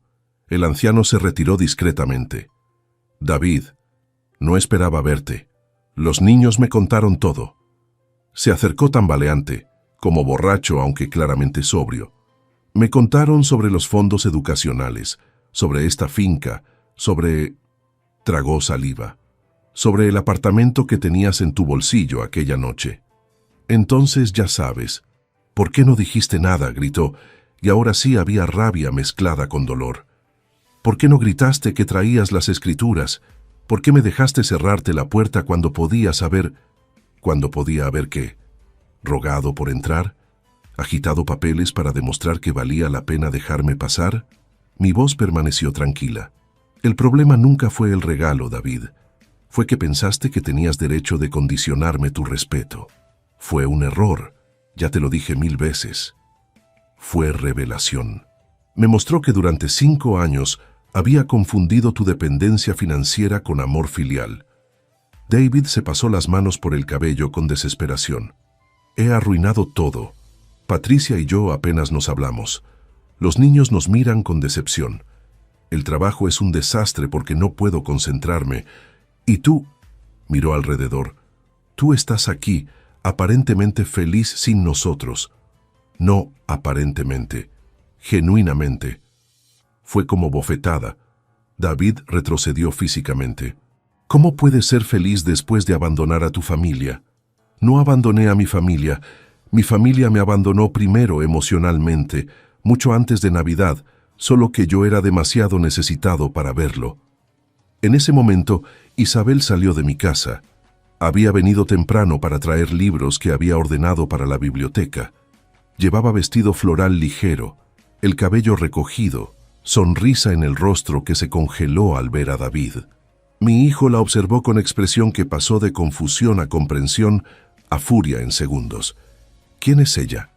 Su voz era veneno puro. «Isabel Navarro, mi vecina y amiga». «¿Amiga?» David rió sin humor. «Claro, por eso sonríe saliendo de tu casa como si viviera aquí. ¿Cuánto tiempo llevabas planeando esto, papá? ¿Cuánto tiempo buscando reemplazo para mamá?» «Cuida tu lengua», advertí con voz que David nunca había escuchado antes. pero él estaba perdido en su narrativa de traición. Ahora tiene sentido. Por eso vendiste todo. Por eso te mudaste aquí. Había mujer esperándote. Todo este teatro sobre dignidad y respeto era excusa para... ¡Basta! El grito salió con autoridad que sorprendió hasta a mí mismo. Isabel enviudó hace 6 años. Yo enviudé hace 5. Nos conocimos en abril, 3 meses después de que yo comprara esta finca. Y nuestra relación, sea lo que sea, no es asunto tuyo. Soy tu hijo. Todo lo que hagas con mi herencia es asunto mío. Ahí estaba. La verdad desnuda. No le importaba mi felicidad. Le importaba su herencia. Espera aquí. Entré a la casa, ignorando las protestas de David. Saqué del cajón fuerte el sobre dorado que había guardado como recordatorio. Las escrituras originales del apartamento, fechadas octubre de 2024, con el nombre de David como beneficiario previsto. Regresé y arrojé el sobre a sus pies. «Ábrelo». David lo recogió con manos temblorosas. Leyó la primera página, luego la segunda, su rostro perdiendo color progresivamente. Apartamento en calle Fernando de Rojas, Salamanca. 3 habitaciones, 2 baños. Precio de compra, 120.000 euros. Su voz era apenas susurro. Beneficiario previsto para transferencia, David Moreno Santos. Previsto, pasado. Esas escrituras están canceladas. El apartamento se vendió en enero a inversora que pagó en efectivo. Con ese dinero compré esta finca. Señalé las viñas. Y creé los fondos de tus hijos, y ayudé a Isabel con su biblioteca. Distribuí 120.000 euros en cosas que construyen, en lugar de entregárselos a hijo que me mide en euros. Papá, yo no sabía. Exacto, no sabías, porque asumiste que llegaba con manos vacías, porque me juzgaste por apariencias, porque 5 años de viudez te convencieron de que yo era solo obstáculo entre tú y herencia futura. David cayó de rodillas, literalmente, sobre la tierra del viñedo. Las escrituras flotaron al suelo. Lo siento, Dios, lo siento tanto. Lo sé, pero arrepentimiento no deshace daño y ciertamente no reconstruye confianza. ¿Qué tengo que hacer? Lágrimas surcaban su rostro. Dime qué hacer para arreglar esto. Nada. No hay nada que hacer.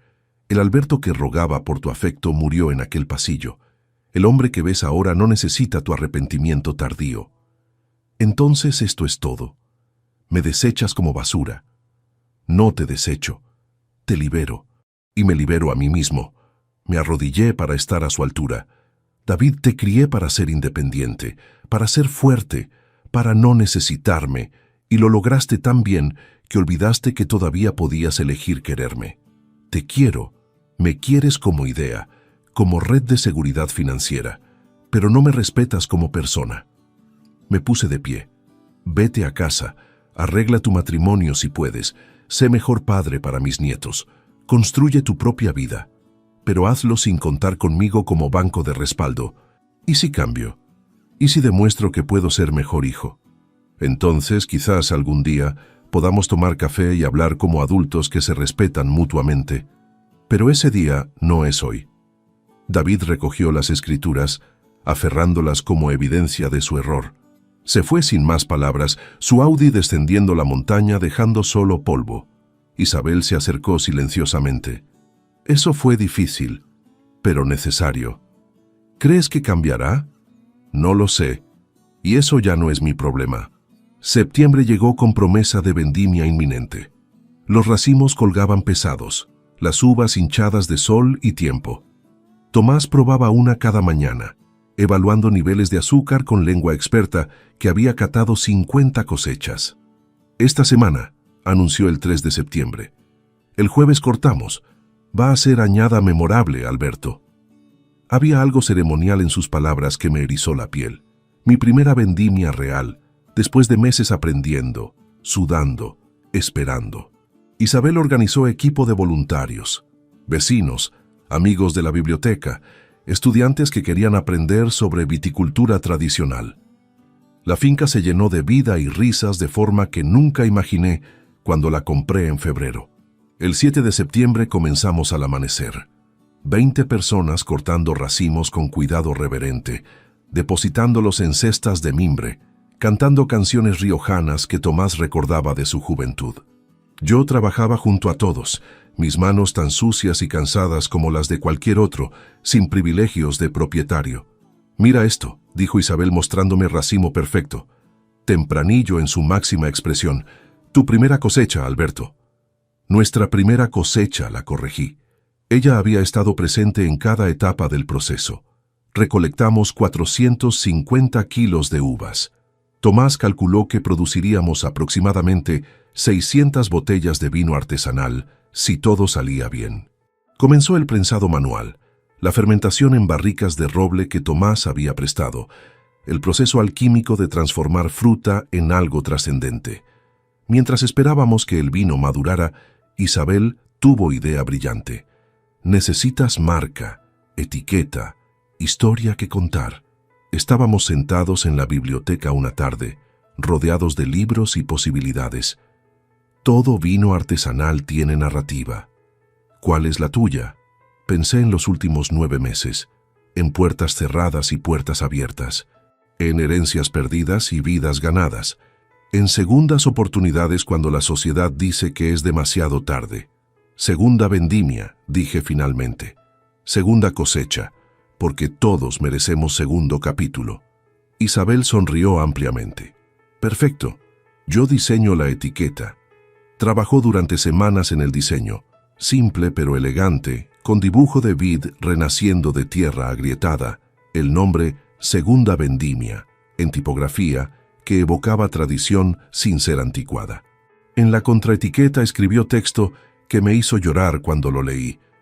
Este vino nace de tierra que espera pacientemente, de manos que aprenden humildemente, de corazón que elige valientemente empezar de nuevo. A los 68 años, el vinicultor Alberto Moreno Ruiz plantó más que viñas, plantó futuro, porque nunca es tarde para la segunda vendimia. El 28 de septiembre embotellamos las 600 botellas. Amigos, vecinos y curiosos vinieron a ayudar, convirtiendo tarea mecánica en celebración comunitaria. Cada botella sellada era pequeño milagro. El 2 de octubre lanzamos oficialmente Segunda Vendimia, con degustación en la biblioteca de Isabel. Pusimos precio modesto, 15 euros por botella, cantidad que reflejaba trabajo artesanal sin ser prohibitivo. No esperaba gran demanda, simplemente quería compartir resultado de mi primer año como viticultor. Lo que ocurrió me dejó atónito. La historia detrás del vino se propagó orgánicamente. El viudo que abandonó ciudad después de humillación familiar, que invirtió herencia en sueño pospuesto 40 años, que a los 68 años eligió vivir en lugar de simplemente existir. Mariana Ruiz, periodista del diario La Rioja, apareció el 5 de octubre pidiendo entrevista. «Es historia inspiradora», explicó mientras su fotógrafo capturaba imágenes de las viñas. «En época donde jóvenes se quejan de falta de oportunidades, usted demuestra que la edad es menos obstáculo que el miedo». La entrevista se publicó el 9 de octubre con titular «A los 68 años, dejó todo para hacer vino. La inspiradora historia de Alberto Moreno». El artículo incluía fotografías mías entre las viñas, cita de Isabel sobre la biblioteca financiada con ganancias de dignidad recuperada, testimonio de Tomás sobre dedicación de alumno excepcional. El impacto fue inmediato.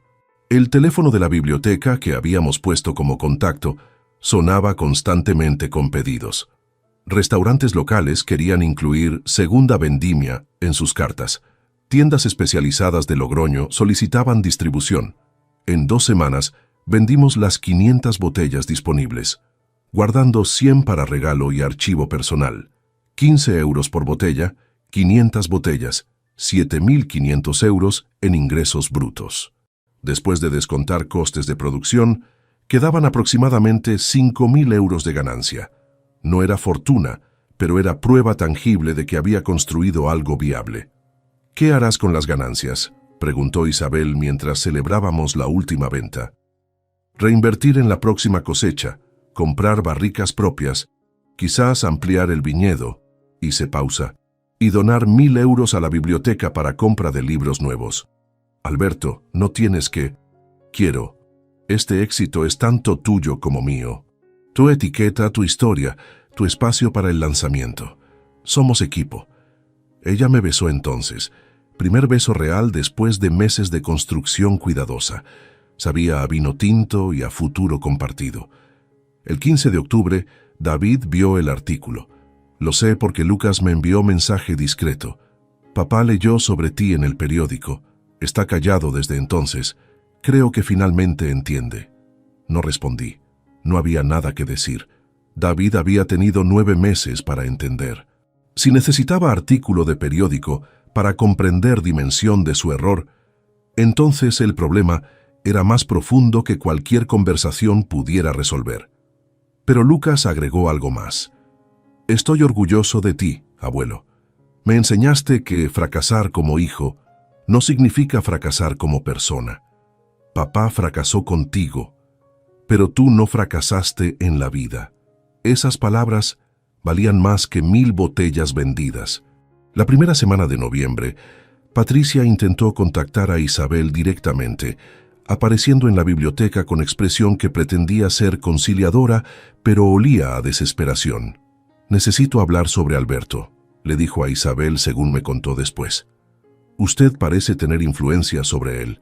«No tengo influencia sobre nadie», la interrumpió Isabel con educación glacial. «Alberto es hombre libre que toma sus propias decisiones. Y si viene a pedirme que interceda para reconciliación familiar, está perdiendo su tiempo. Solo quiero que entienda que está manipulando situación. La única manipulación que veo es mujer que cerró puerta a su suegro en Navidad y ahora quiere acceso porque él resulta ser exitoso». Isabel la escoltó firmemente hacia la salida. «Alberto construyó vida hermosa aquí. No voy a permitir que gente tóxica la contamine». Cuando me contó la escena esa noche, la abracé fuertemente. «Gracias por defenderme. Siempre, eso hacen las personas que se aman».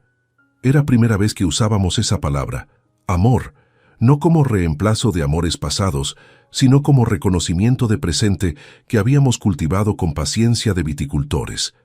«Te amo», dije simplemente, «y yo a ti». No necesitábamos más palabras. Las viñas dormidas esperaban otra primavera, otra vendimia, otra oportunidad de transformar paciencia en fruto. Y nosotros, 2 personas desechadas por familias que los valoraban mal, habíamos creado nuestra propia cosecha, vida auténtica, trabajo significativo, amor maduro que no exigía nada excepto presencia mutua. Segunda vendimia no era solo nombre de vino, era manifiesto de vida. Nochebuena de 2025 llegó con nieve ligera cayendo sobre los viñedos dormidos de Haro, exactamente un año desde aquella puerta cerrada en Salamanca, un año que había transformado todo. Mi casa estaba llena de vida por primera vez. Isabel había decorado con ramas de pino y velas rojas, creando calidez acogedora sin ostentación. La mesa larga que habíamos comprado en Mercadillo de Antigüedades estaba repleta. Cordero asado, patatas al horno, ensaladas frescas, quesos artesanales y, por supuesto, una docena de botellas de segunda vendimia distribuidas generosamente. Los invitados comenzaron a llegar a las 7 de la tarde. Tomás y su esposa Rosa fueron los primeros, trayendo postre tradicional riojano. Luego llegaron Eduardo el Corredor y su familia, varios voluntarios de la biblioteca, vecinos viticultores que se habían vuelto amigos genuinos. Miguel Ortega Blanco, mi mejor amigo desde los días de construcción en Valladolid, había conducido 2 horas para estar presente con su esposa. «No me perdería tu primera Navidad, feliz en 5 años», me había dicho cuando lo invité. Pero la llegada más importante ocurrió a las 7:30. La tía Marta apareció con Lucas y Sofía, ahora de 15 y 12 años respectivamente. Los niños corrieron a abrazarme con entusiasmo que derritió cualquier tristeza residual. «Abuelo, tu casa es increíble», exclamó Sofía admirando las vigas de madera del techo. «¿Puedo ver el viñedo?» «Después de cenar te muestro todo», prometí. Lucas me entregó sobre. «Esto es de parte de papá». Mi estómago se tensó, pero tomé el sobre con calma. Dentro había carta manuscrita en papel bueno. La letra de David, siempre pulcra, llenaba 2 páginas. La guardé en el bolsillo sin leerla. ¿No vas a leerla?, preguntó Lucas con decepción. Más tarde. Esta noche es para celebrar presente, no para revisar pasado. Isabel percibió mi incomodidad y cambió de tema rápidamente, invitando a todos a sentarse. 20 personas alrededor de mi mesa, conversando, riendo, compartiendo historias.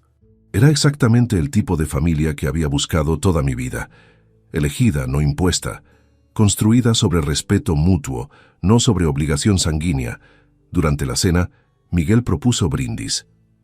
Por Alberto, el hombre más valiente que conozco, quien a los 68 años tuvo coraje de decir basta y comenzar de nuevo. Por Alberto y su segunda vendimia, agregó Tomás levantando su copa, que nos enseñó que las mejores uvas vienen de viñas maduras. Por el abuelo que nos mostró que la dignidad no tiene precio, dijo Lucas con voz que comenzaba a cambiar, más grave cada día. Bebimos. El vino que yo mismo había producido sabía diferente esa noche. Sabía a victoria silenciosa. Después de la cena, mientras otros conversaban en el salón, me escabullí al porche con la carta de David. Isabel me siguió discretamente, sentándose a mi lado sin presionar. Abrí el sobre bajo luz de luna y nieve. «Papá», comenzaba, «no espero que leas esto, y mucho menos que respondas, pero necesito escribirlo aunque solo sea para mí mismo.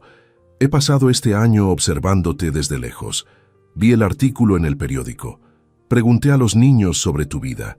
Incluso conduje hasta Haro, una vez sin atreverme a subir por tu camino.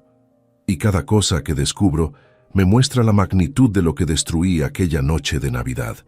No fue solo un apartamento de 120.000 euros. Fue la última oportunidad que me dabas para demostrarte que podía ser hijo digno. Y la desperdicié por arrogancia, codicia y estupidez. No te pido perdón porque sé que no lo merezco. No te pido reconciliación porque entiendo que ese puente lo quemé yo mismo. Solo te pido esto: sé feliz. Vive plenamente cada día en tu viñedo. Ama a Isabel sin cargar culpa por mi fracaso. Y si alguna vez, en algún futuro distante, decides que puedo ser parte de tu vida nuevamente, estaré esperando. Pero si ese día nunca llega, quiero que sepas que tu ejemplo me cambió. Les estoy enseñando a Lucas y Sofía lo que tú me enseñaste demasiado tarde. Que el respeto no es opcional, que el amor no puede ser transaccional y que la mayor riqueza es vivir con integridad. Gracias por ser padre mejor de lo que yo merecía. Tu hijo que finalmente entendió. David. Doblé la carta lentamente. Isabel esperaba sin preguntar. ¿Vas a responder?, preguntó finalmente. No sé. Quizás algún día. Pero no esta noche. Guardé la carta en mi bolsillo. Esta noche es para celebrar lo que construí, no lo que perdí. Sabias palabras. Regresamos adentro donde Sofía había convencido a Tomás de enseñarle canciones riojanas. La niña cantaba con voz clara mientras otros aplaudían el ritmo. Lucas conversaba animadamente con Eduardo sobre química de fermentación, sus ojos brillando con curiosidad intelectual que me recordaba a mí mismo de joven. Cerca de medianoche, cuando algunos invitados comenzaban a despedirse, me puse de pie para decir unas palabras. El silencio se instaló gradualmente. Hace exactamente un año, comencé. Estaba parado en un pasillo en Salamanca después de que me cerraran la puerta en la cara. Llevaba en mi bolsillo las escrituras de un apartamento que había comprado para mi hijo. Esa noche pensé que había perdido todo: familia, propósito, razón para seguir adelante. Vi a Lucas y Sofía mirándome con atención absoluta. Pero estaba equivocado. No había perdido nada. Había ganado claridad. Esa puerta cerrada me obligó a abrir todas las otras puertas que había ignorado por miedo. La puerta al sueño pospuesto, la puerta a la vida auténtica, la puerta a relaciones basadas en respeto mutuo en lugar de obligación familiar. Tomé la mano de Isabel. Este año planté viñas, hice vino, ayudé a construir biblioteca. Encontré amor maduro que no exige perfección. Conocí a esta comunidad maravillosa que me acepta por quien soy, no por lo que poseo. Y aprendí la lección más importante de mis 69 años. Nunca es tarde para ser valiente. Mi voz se quebró levemente, pero continué. Pensé que con 68 años mi vida ya estaba escrita, que solo quedaba esperar el final mientras acumulaba patrimonio para herederos que confundían mi cuenta bancaria con mi valor humano. Pero aquella puerta cerrada me enseñó que cada final es también comienzo. Cada rechazo es también liberación, y cada pérdida abre espacio para ganancia diferente, quizás mejor. Miguel aplaudió primero, luego todos los demás. Sofía corrió a abrazarme. Eso fue hermoso, abuelo. Es verdad, pequeña, cada palabra. La fiesta continuó hasta la 1 de la madrugada. Cuando el último invitado se fue, Isabel y yo nos quedamos solos limpiando en silencio con Panero. Las viñas nevadas brillaban bajo luna llena a través de la ventana. ¿Feliz?, preguntó Isabel mientras secaba copas. Más feliz de lo que he sido en décadas. Era verdad absoluta. ¿Tú? Completamente. Aunque mi hija siga sin hablarme, aunque tu hijo necesite más tiempo, aunque tengamos pasados complicados, sonrió. Construimos presente hermoso. Salimos al porche a pesar del frío. Las montañas se recortaban oscuras contra cielo estrellado. Algún animal nocturno se movía entre las viñas dormidas. El año que viene ampliaremos el viñedo, dije pensando en voz alta. Tomás dice que podemos agregar otro 1/4 de hectárea. Produciremos 1000 botellas en lugar de 600. Y la biblioteca necesita ampliación. Nos quedamos sin espacio para libros donados. Entonces ampliaremos también. Tenemos recursos, tenemos energía, tenemos tiempo. Isabel se acurrucó contra mí. Tenemos más que eso. Tenemos propósito. Permanecimos así largo rato. 2 personas que el mundo había considerado descartables, demostrando que la segunda mitad de la vida puede ser mejor que la primera si tienes coraje de escribirla según tus propios términos. En algún lugar de Salamanca, David probablemente estaba despierto también, pensando en la carta que escribió, preguntándose si alguna vez respondería. Y quizás algún día lo haría. Quizás en un par de años, cuando las heridas sanaran completamente, podríamos sentarnos a tomar café como 2 adultos que reconocen errores mutuos. Pero esa noche, en mi primera Nochebuena verdaderamente feliz en años, no necesitaba reconciliación con quien me lastimó. Necesitaba celebrar con quienes me eligieron. Y eso finalmente era la verdadera riqueza. No el dinero acumulado ni las propiedades heredadas, sino la vida vivida con dignidad inquebrantable, rodeado de personas que valoran tu presencia más que tu patrimonio. La puerta que David cerró en mi cara fue el mejor regalo que nunca supo que me dio, porque me obligó a abrir todas las demás. Si esta historia te ha gustado, apóyanos con un like, suscríbete al canal y déjanos tus opiniones en los comentarios. Para escuchar la siguiente historia, haz clic en la caja que aparece a la izquierda. Gracias por acompañarnos.